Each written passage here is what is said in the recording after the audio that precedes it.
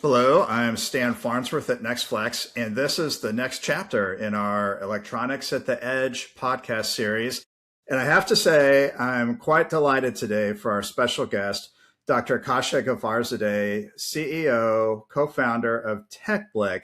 And TechBlick is playing a really key role in connecting the flexible printed, hybrid, advanced, structural, additive electronic space, a few other spaces as well. Khasha, thanks for joining us today. And tell us a little bit about what you're doing with TechBlick. Hi, Stan. First of all, it's such a pleasure to be here. Thank you all for inviting me, for thinking of us. We really appreciate it.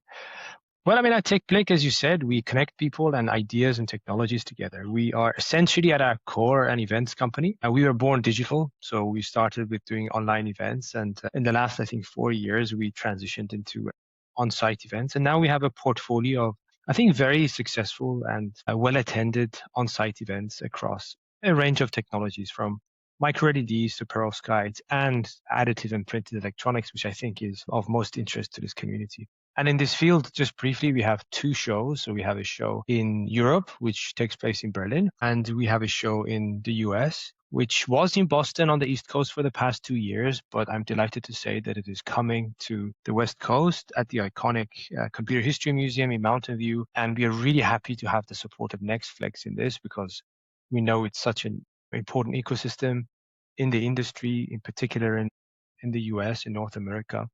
So we look forward to our collaboration to bring really the entire ecosystem together in one place. I think you've got such a great background for doing that. And I also have to say, I really have admired your approach to tackling this concept of keeping the communities connected, going back to the pandemic days. And TechBlick, to me, and you and the team have been so progressive and creative and problem solving and bringing technologies to bear to keep these communities together. You mentioned it briefly by saying that you use some digital tools, but I think that's really not deep enough. Tell us a little bit more about some of the innovations that you've applied and how that's moving forward to try to keep the spirit of getting these communities together.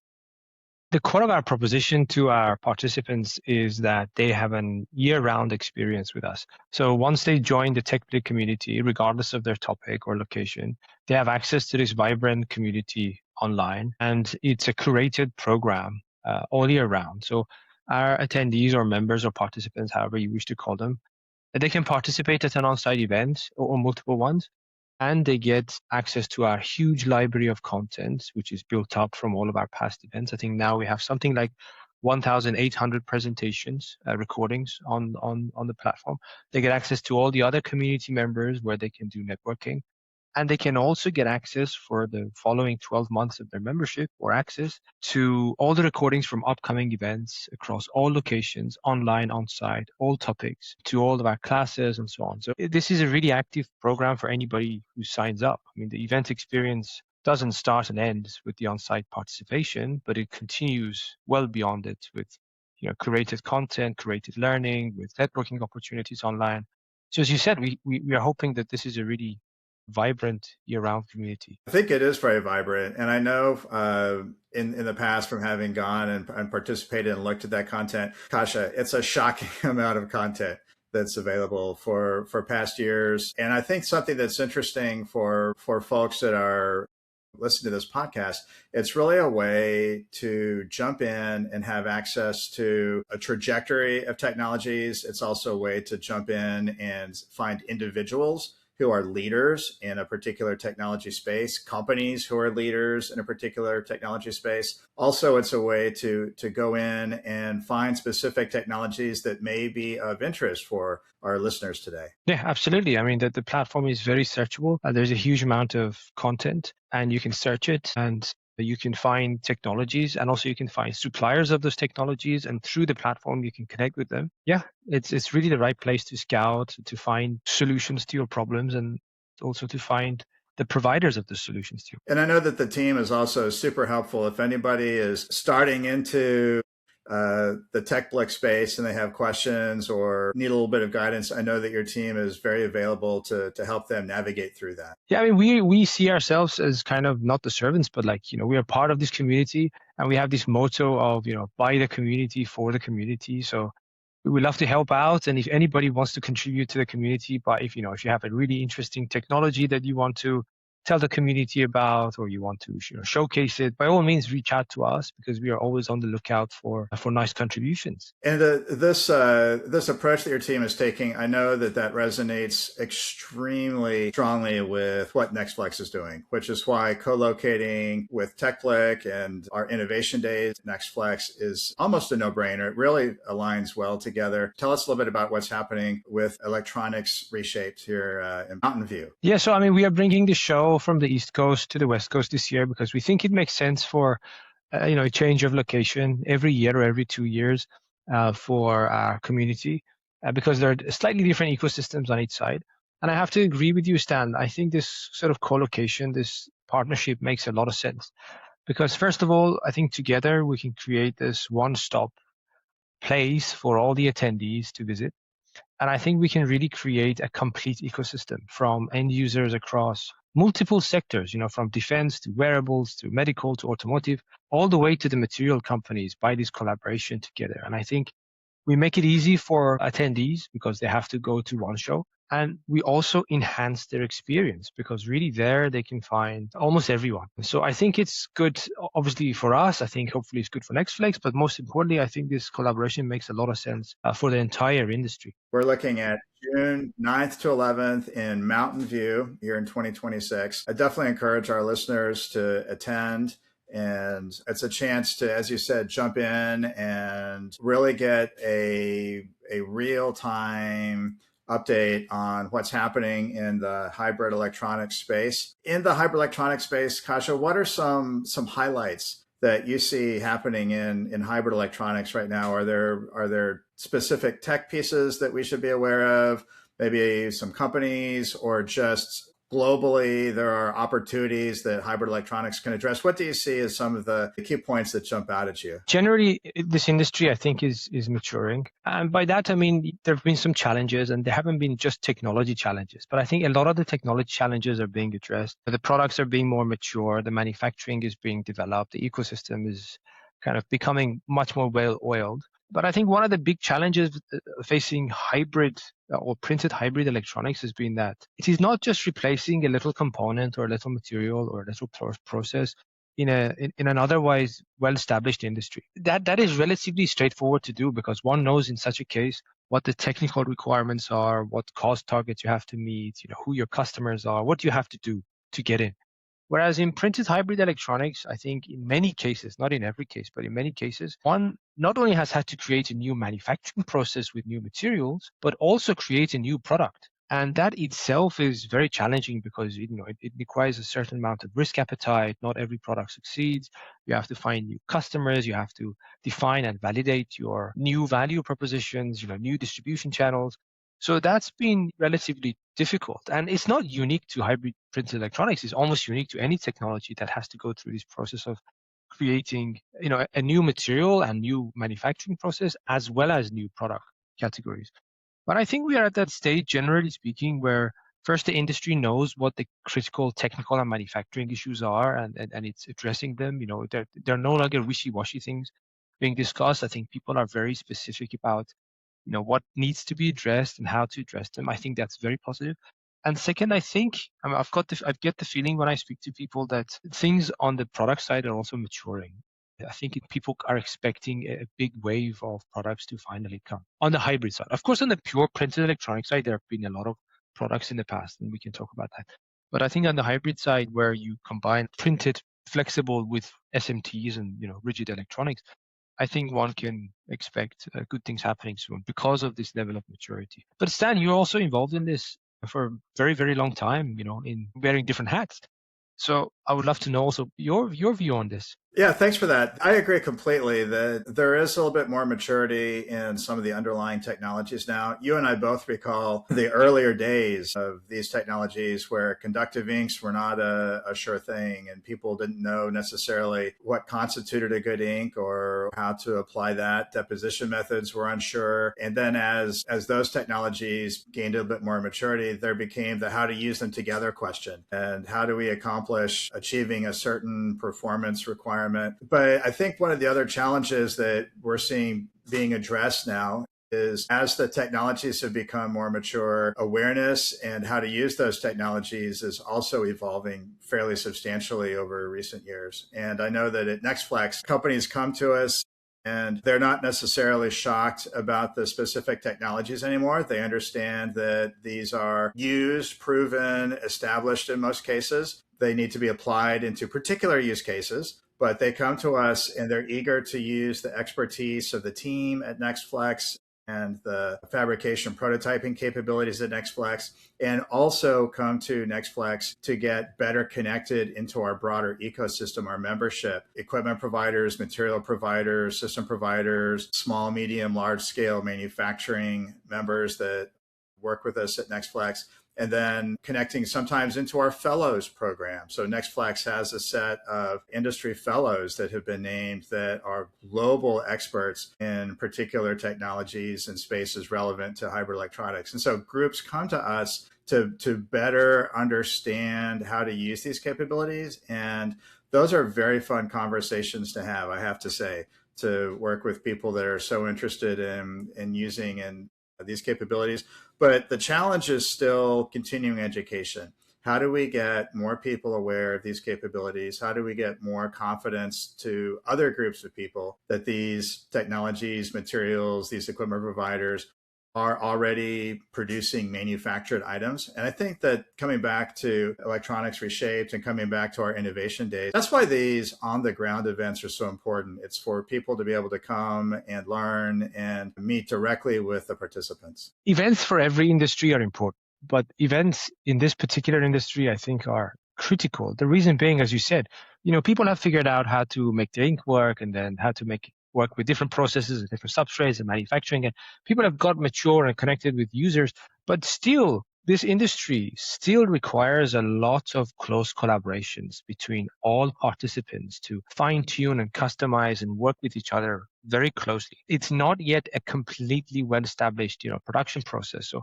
that information exchange, that meeting of solution providers, that in-person close contact is essential, which is why we think our events are crucial to this ecosystem, and which is why I think NextFlex is doing such a good job, because it is probably the only institution in the US, if I'm not mistaken, that has this network that brings real end users with the value chain from material suppliers to manufacturers together. And uniquely, it has its own printing equipment and expertise that can help people pilot and test and learn and risk their technologies and a little bit mature their technologies. I'll definitely pick up on that de-risking piece. So at NextFlex, we definitely are tasked as one of the nation's manufacturing innovation institutes. We're the National Center for Hybrid Electronics, and that certainly includes under its technology scope printed additive elements, but also now that is including a broader connection into the other half of hybrid electronics, which is the more traditional electronics manufacturing. So we are also connected into traditional surface mount, FR4, PCB assembly organizations throughout the country, and definitely treasure those relationships and bringing those to bear to solve the challenges that the Department of War has in meeting needs, but also commercial organizations, consumer electronics, medical devices. We work with a lot of startups around the country to help them productize what they're doing. And the ability to work with equipment and materials directly in our facility is really a foundation to being able to cross a valley of death, to get minimum viable products to startups, to solve very specific technical challenges for large organizations that may not have that detailed expertise in-house. I know that at Innovation Day, we will have some examples that came out of the fab from NextFlex, and I know that our members will also have examples that they've produced that exemplify their products that are relevant to this space. And so again, I would encourage folks to come and attend the NextFlex Innovation Day and also Electronics Reshaped with TechBlick. What kind of exhibition, tables, booths, how's the exhibition set up for Electronics Reshaped?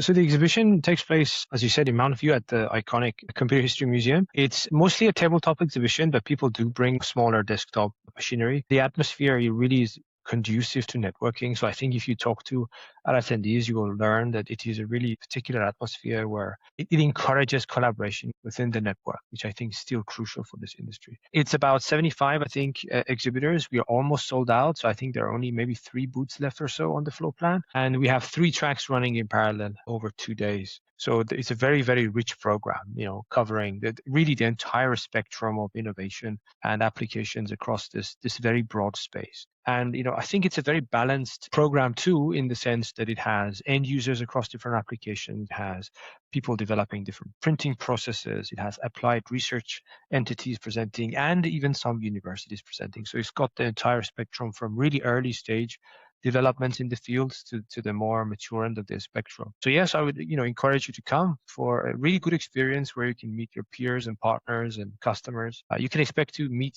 some 550 or so, or maybe 600 people there on site. And yeah, I think it's must attend now, especially because we are co-locating with NextFlex. That's right. And not only that, Khasha, but it's a very international event. Correct. It's a very international event. I think I have to say this is the largest show in this field in the US. This is the most important show in North America in the field.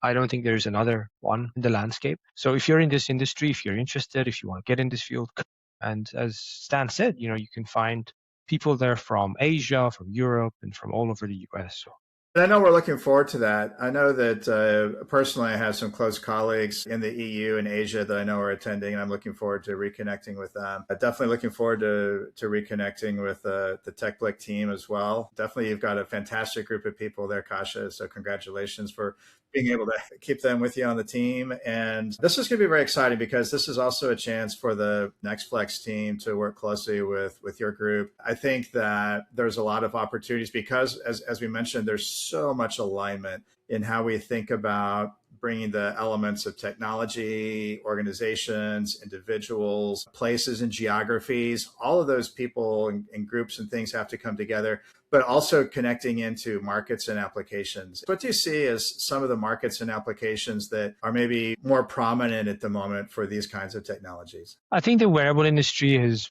been pretty strong for this field. A lot of people have developed prototypes for printed electronics that are, transitioning to production. And one thing about printed electronics I want to say generally is that it's literally everywhere, and it has been everywhere for quite some time. It is more pervasive than people might realize at first. I think I heard it once said that it is in everything from baby diapers to precision missiles, even today. So, in everyday products, you have printed electronics, all the MLCC capacitors in your PCBs, and there are, I don't know, billions of them, if not trillions. They are, printed layers in there. If you have a solar cell, there's printed electronics technology. All your PCB boards have probably their solders stencil printed there. If you're driving your car, you might be sitting on a printed seat heater. If not, a lot of the occupancy sensors and other sensors in your car would be likely printed. If you've got white goods, coffee machines and dishwashers and things like that, probably your human machine interface is printed. It goes on and on. So even today, there are a lot of applications. But in terms of emerging ones, I think wearables has been a real huge focus, and sensors and printing sensors. I think printing heaters is a big focus now. So generally, I think the technologies, the applications that have a lower technology complexity have gone to the market first, as one might experience. Printing a heater is tough, but it's not as tough as printing a multi-layer circuit with SMT devices mounted there and so on. So I think if you look at the application roadmap, generally simpler 1-2-layer devices without so much integration of SMTs and rigid electronics have gone to the market first. But now I think we're getting there where truly hybrid electronics are also coming. So yeah, I think wearables has been good, automotive has been good. Yeah, I agree with that completely. We are also seeing a lot of interest in some sensor fabrication, but more sensor integration into systems. And so I know when I attended the Consumer Electronics Show in Las Vegas just this past January, the concept of physical AI was really, really predominant. And to me, that was super fascinating because we've been hearing about AI, and that's on the computational side. And of course, we're all hearing about data centers, and many of us have data centers getting put in maybe near where we are. But the idea of physical AI, is the idea of how does the data get into digital form? So sensors are what collects performance data, temperature, pressure, motion, chemical species, gas, any of these things that collect the data that then goes into an AI engine for optimization, characterization, study, whatever happens to it once it goes into the data center,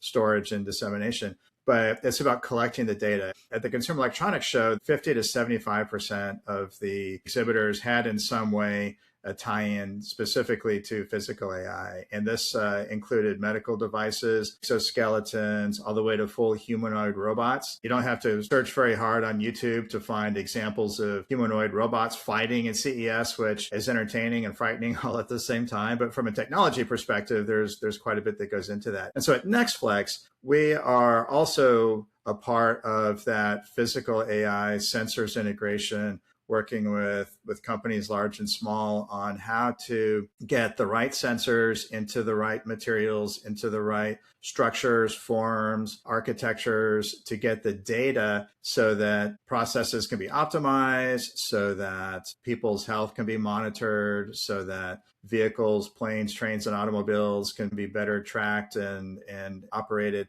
So I think this physical AI concept is something that we see quite a bit as well. Yeah, I mean, it doesn't surprise me that it's the next frontier. I mean, I'm not an AI expert, but I read that if I remember right, that the capabilities of AI scale as a log function. I mean, log is not a very good function, but as a log function of compute power, which is what we see, bigger and bigger and more in data centers, and data itself. And I think a lot of the language models have already consumed more or less all the digital available data to them. So now the next frontier is getting the physical data out there, which I guess we humans have enjoyed for a long time. That's our competitive edge, but maybe not for so long. That's right. And this very quickly becomes a scope and topic for another set of podcasts. That's right. All sorts of questions related to AI, physical AI, the human condition, et cetera. But I wanted to thank you, Khasha, for coming in. And no, thank you, Stan, and the whole team at NextFlex. We really appreciate your support. It's very important to us, and yeah, we're thankful for this collaboration. Well, we're so appreciative of being able to work with you. And for our listeners, one more time, give us the time and location for Electronics Reshaped coming up here. So we are on 9th of June. It's our masterclass day together with the innovation day of NextFlex. 10th and 11th of June are our conference day and exhibition days at the show. The show will be taking place on the West Coast at the Computer History Museum in Mountain View. And we can't wait to see you all there in person. Yes, get your tickets now. At NextFlex, we have our Innovation Day, which is oriented to allow our members a forum to come and interact and meet. We have some great keynotes and sessions as well, interwoven with the excellent content being provided with TechBlick. But more information can be found on the NextFlex website, which is nextflex.us. I know more information can be found by going to the TechBlick website. Khasha, what's your URL? It's www.techblick.com/electronicsreshaped.USA for this particular event. Perfect. Thanks so much for your time. Looking forward to seeing you and the team here shortly. For Dr. Khasha Ghaffarzadeh, I'm Stan Farnsworth at NextFlex, signing off from Electronics at the Edge. Thank you, guys. Thank you for listening. Ciao.